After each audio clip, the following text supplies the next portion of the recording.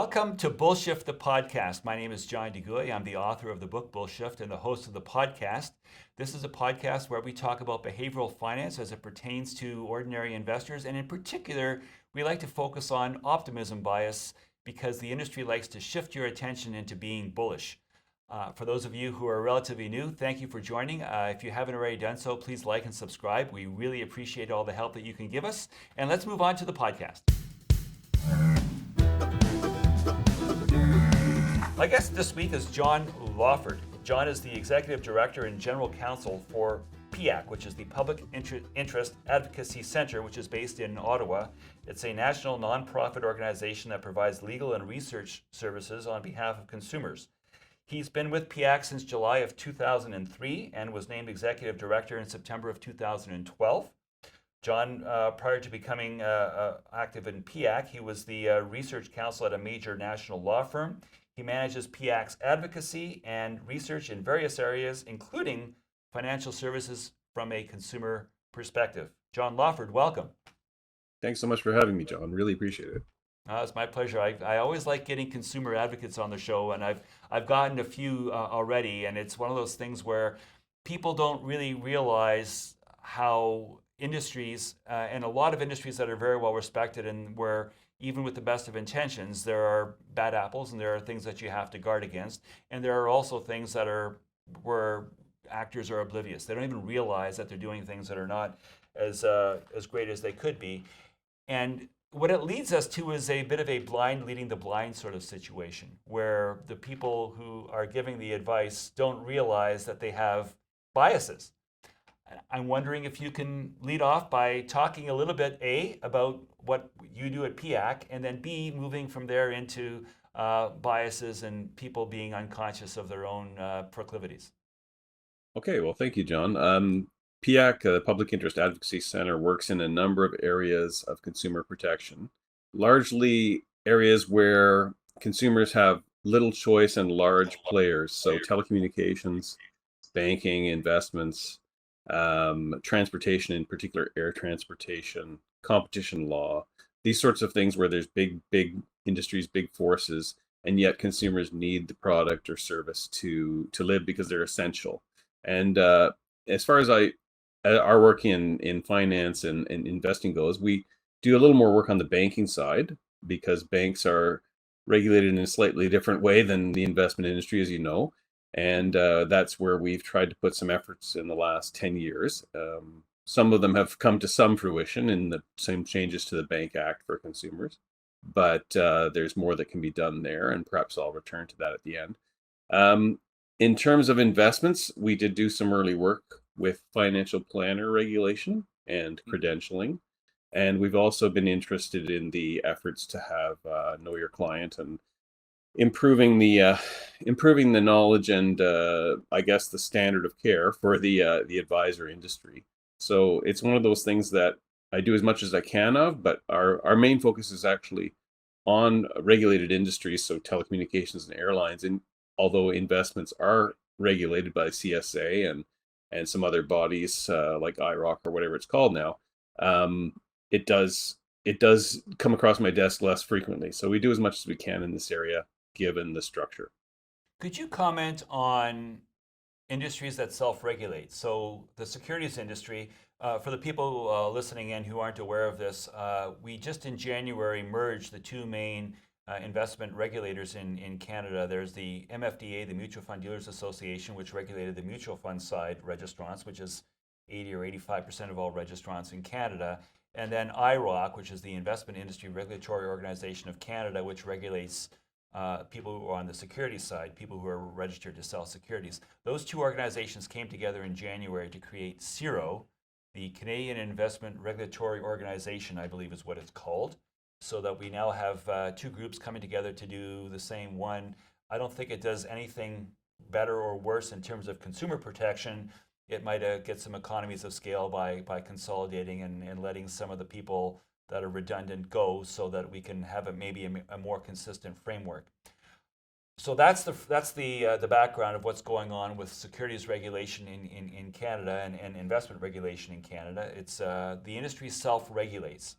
John, can you talk about self-regulation, and again, so that the people at home can understand, self-regulation is when an industry says, government, you're going to set the laws, but leave it for us to enforce the laws, to manage our own work, and ultimately to mark our own papers. No one's going to do a better job of seeing things through than the people who have a vested interest in maintaining confidence in the industry.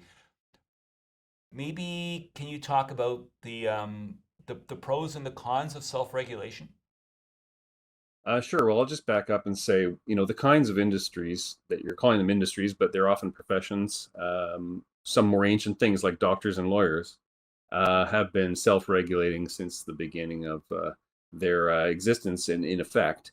Um, some other more recent activities, such as investment advisors and brokers, have also managed to become self-regulating to a large extent. To some extent, they're also umbrella regulators that you mentioned. But in general, self-regulation is sold as you say, by experts for experts. In other words, there's a governing council because the senior members of these bodies have practiced enough and know enough about the balance between the interests of the patients or customers or clients to realize when one of their members is either a little naive or perhaps is fraudulent, or they feel they can spot it, whereas a layperson might not catch that. And to some extent, they're right. They can, from their own practice, know when someone is cutting a corner or should have a certain competency level and just does not understand their own industry or their own practice. And lawyers are often accused of, going in cold, and doctors as well, of being malpractice. And to some extent, yes, you do need an expert to say they didn't meet the standard that the client should enjoy. So it has that advantage. The disadvantage, of course, is, like you said, marking your own homework. You've got a body that can be ending up controlled by a small coterie of people. And recently the Law Society, for example, had a couple runs at people trying to take it over from a very political slant.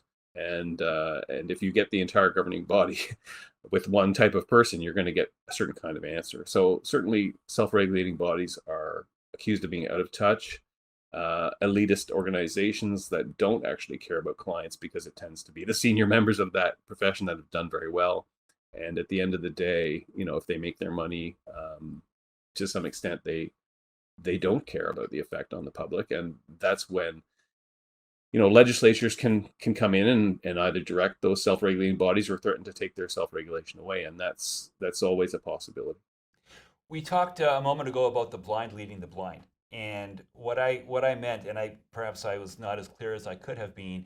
What I was getting at is when you have SROs, when you have self-regulatory organizations that mark their own papers in a way that might be self-serving, and it's a risk, and that doesn't mean it's rampant, but it's always possible. The concern that I would have is that the people that you're regulating, the people that are maybe not at the top setting and enforcing the rules and regulations, but are the people who are nonetheless required to abide by those rules and regulations, might not be aware of the bias and the slant that the regulations place on them to begin with. And as a result, they're unwittingly taking people down a certain path that might not necessarily be in their best interest. And so the example I like to use is people who recommend mutual funds. There's a lot of evidence that cost is an important determinant of performance, and that it correlates negatively, which is to say the lowest cost products are often the best products. And investment products are perverse in that respect. I think in almost any other field of endeavor, the products that cost the most are the best products. A BMW costs more than a Kia because a BMW is a better car than a Kia, with no disrespect intended to Kia. But when it comes to making decisions with regard to investment products, there are lots of products that cost 2.3, 2.4% or more, and there are lots of other products that cost 0.3 and 0.4% or less.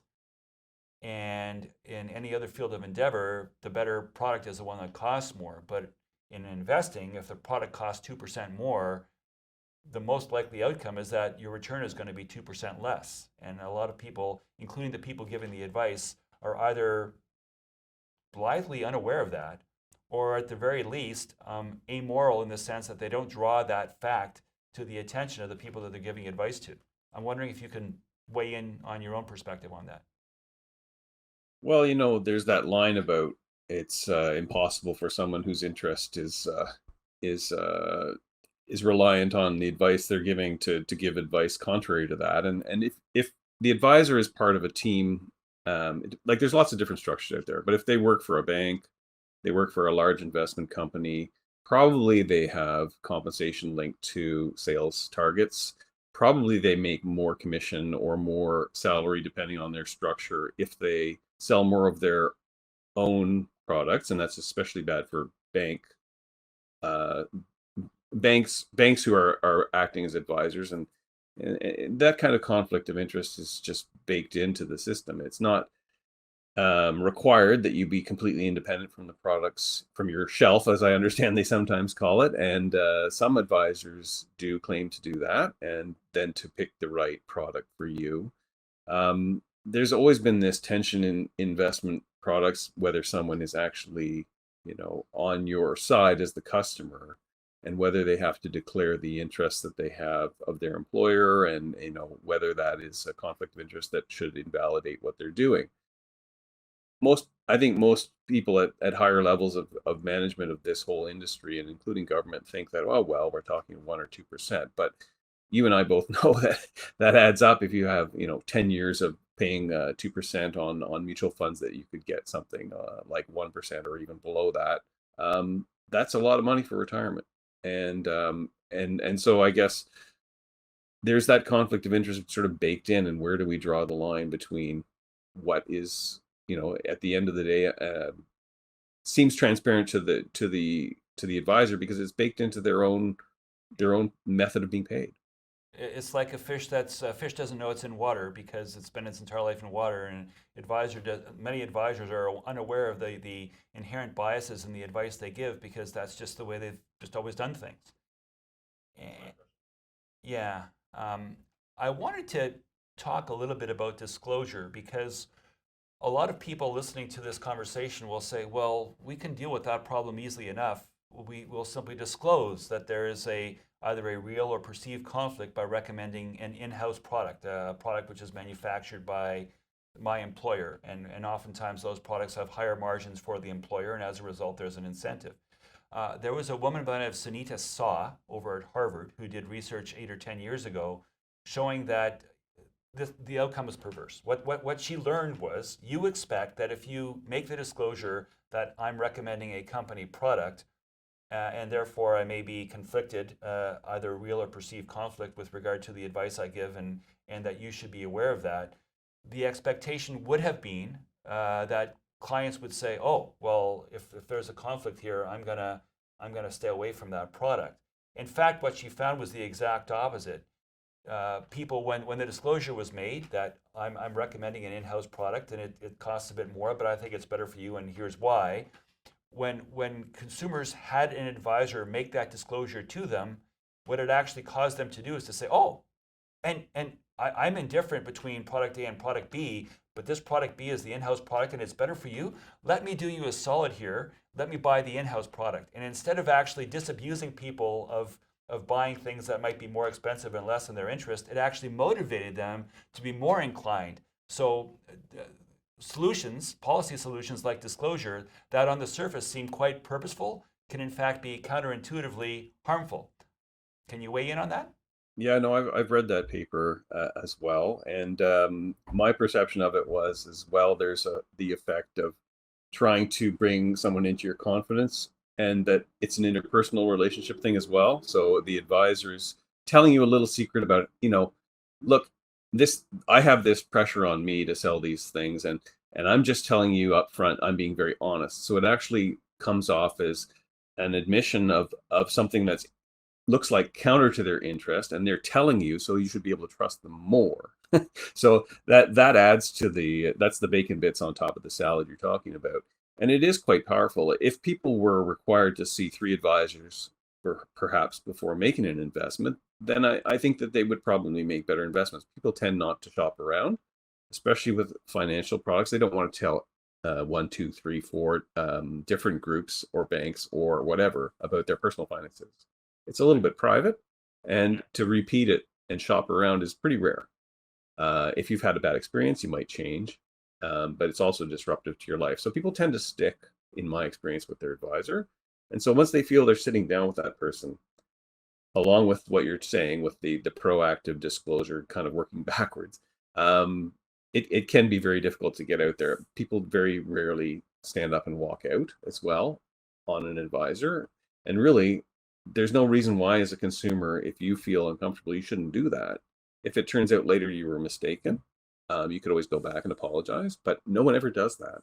But right away, you give away your leverage, and you give away, you know, basically the emotional equality with the advisor, because now you're their friend. And that is more powerful, I think, than people think. I don't want to exaggerate it, because I haven't seen studies on exactly how strong that effect is. But in anecdotal conversations with consumers who've had bad experiences with advisors, they said, I trusted my advisor. Maybe all other advisors are going to rip me off, but my advisor was great. He's different. A book that I put out before Bullshift. So this is a podcast in support of the book Bullshift, which came out in 2023. But a few years back, I put out another book called Stand Up to the Financial Services Industry. And Stand Up is a long-winded acronym. Let me see if I can repeat it for you. The D changed. So it used to be scientific testing and necessary disclosure underpin professionalism. But when I became aware of the SAW research, that disclosure is actually counterproductive and actually does more harm, the D was changed to disintermediation. So now it's scientific testing and necessary disintermediation underpin professionalism. So the disintermediation is just getting rid of embedded compensation, so that there's a break between the product you recommend and how you get paid. You get paid based on a fee which is not product dependent, and that's more consumer friendly. And that's the way the industry has been going. Unfortunately, it's still not as far along as I would like it to be, but there it is. Well, it makes work for the advisor, right? If they can't pull something off the shelf, and they have to figure out what the client needs, and then go to the wider market and pick something that fits truly for that consumer.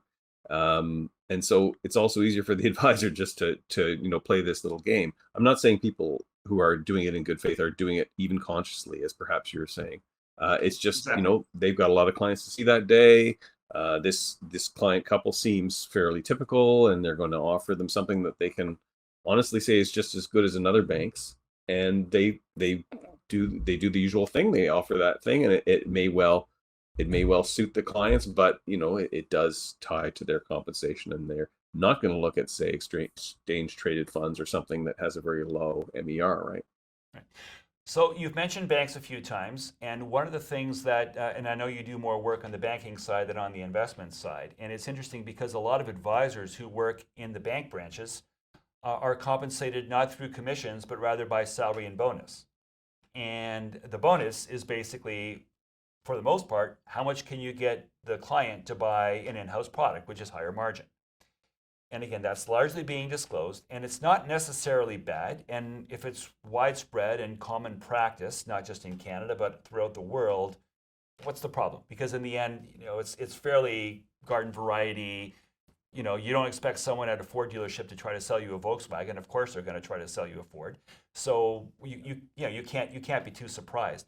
But when it comes to regulation and the work that you do at PIAC, I'm wondering, can you tell us a little bit more about OBC, what OBC stands for, what it does, and how they are the main dispute resolution body, and the pros and cons of what they do? That's here in Ontario, but please tell us that.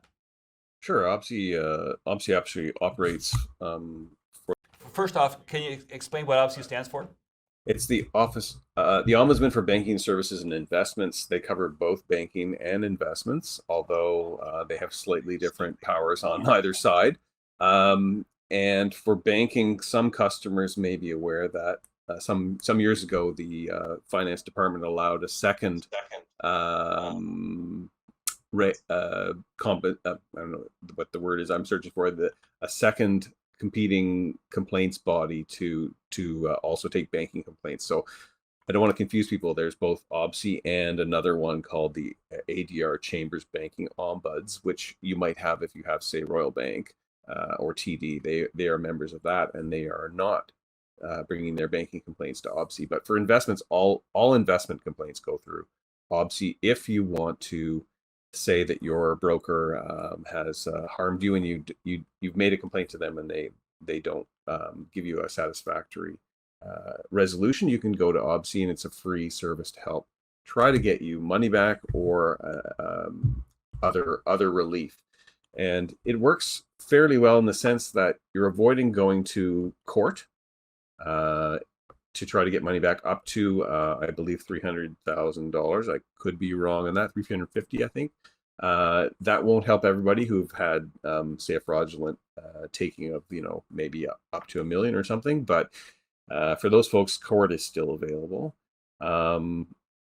But for mistakes or improperly invested money, obviously is often a fairly good way to have a quick process that's independent and provides an answer to the consumer within a reasonable period of time about whether they are owed compensation.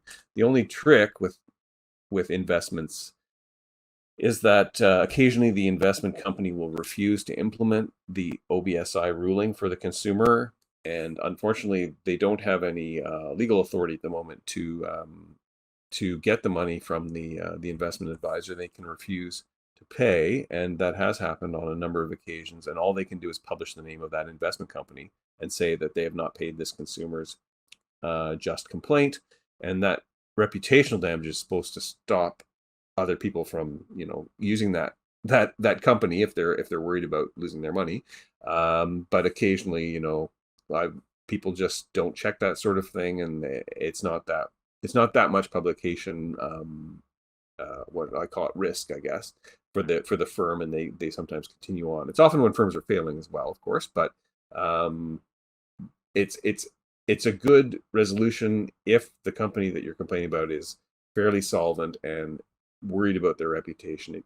You're likely to get your money back. But I'm just saying, in a small percentage of cases, it's unfortunately not got the teeth it needs. But OBSI is a good solution. And on the banking side, the banks do pay when they're members of OBSI. But the other problem we have is not all of them are members of OBSI. So I hope that didn't confuse your audience. No, well, I think the point is that when you have an external complaints body like OBSI, it's very difficult to give it teeth because people can opt out of the process, and even if they are in the process, they can opt out of the enforcement if it's ruled against them. And then it becomes a question of, well, how do you quantify reputational risk? And if your firm is a firm that doesn't have much of a brand or a reputation to begin with, then the risk is pretty modest. So it would be great if there could be more that could be done to protect people when there are things that are egregious. I know you and I have friends like Ken Kavenko at Kenmar who talk about this ad nauseum, and it's just heartbreaking when you hear stories about how consumers have been hurt. And a lot of what I talk about in the book and in the podcast is that the very large majority of the time, advisors are well-intended, and they're oblivious to their biases, and they're oblivious to their predisposition, and they're not doing anything nefarious. They're just doing what they've always done. And there's no casting of aspersions. It's just the way things are done. The problem is the way things are done itself is a system, is a format that can have embedded biases and risks that a lot of people are unaware of. And they're taking risks. Can we maybe talk a little bit about cryptocurrency?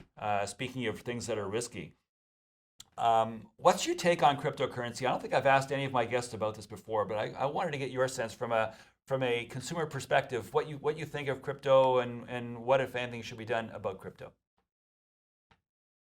Well, I'm glad you asked. The position we've always had is it's very much like the name of your podcast, and it's always been that way. And it's just baffling to us at PIAC that anyone would ever think that there was anything to crypto at all. It's complete BS. There's no backing to it. All the stable coins have no backing. They're run by basically fraudsters who are being chased around the world by various regulatory agencies. And I would not touch this with a 1,000-foot pole.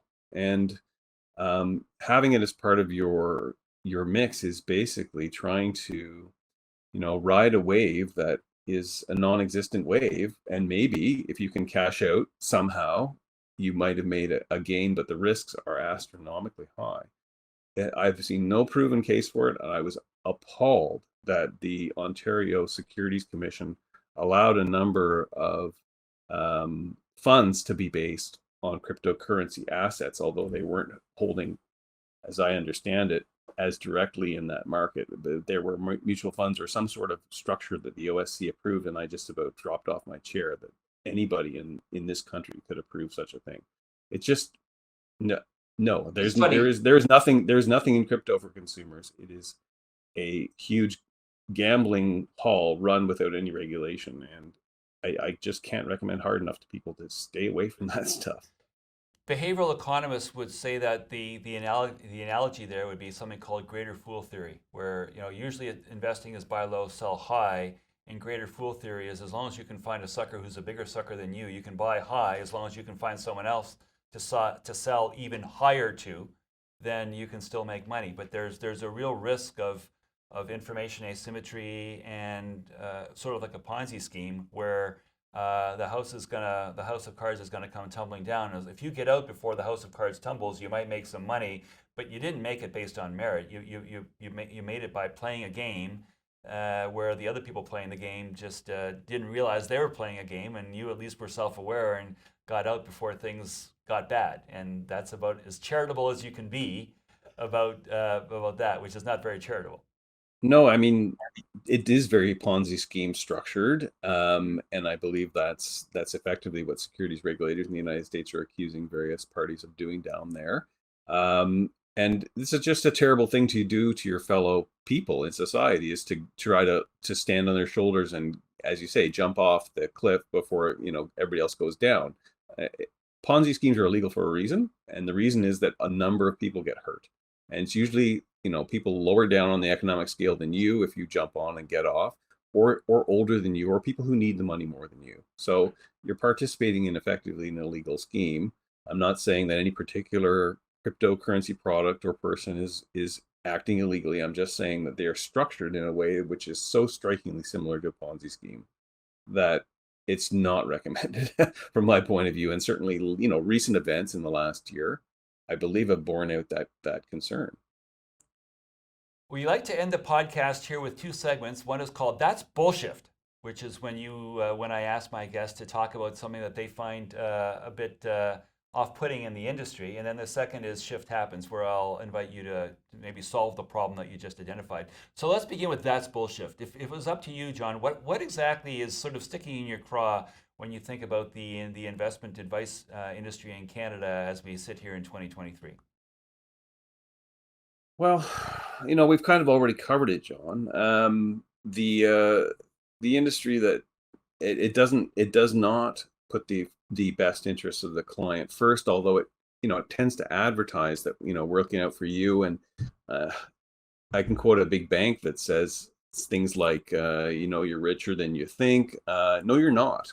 What they're saying is they can lend more to you than you thought you could get lent to you, and you're probably going to have to pay it back, and it's going to be difficult for you.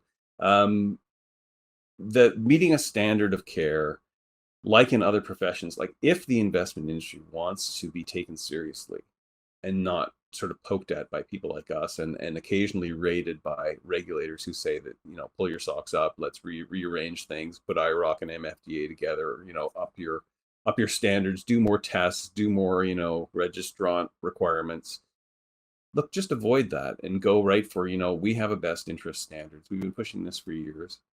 You can define it in statute. It doesn't have to be a totally onerous standard to meet. Just like you're saying, be aware of what you're selling, and give the disclosures despite the fact they have limits, but meet a standard, hold your fellow advisors to it, be honest about what kind of credentials you hold, and then tell the client so that they know where to look out for themselves and what standard you have to meet, and then we'll all be better off. I know it's a big lift because the brokerage industry has been often, viewed themselves as kind of like a stand away and let the client do what they want, and I just carry the orders out. But that's not the way it works now. So it sounds as though you did both there. So maybe that's Bullshift is we don't have a fiduciary standard, a best interest standard in Canada, and then the shift happens is let's put one in place. Let's do what we can to protect consumers to make sure that they actually are being given advice that is genuinely in their own best interest.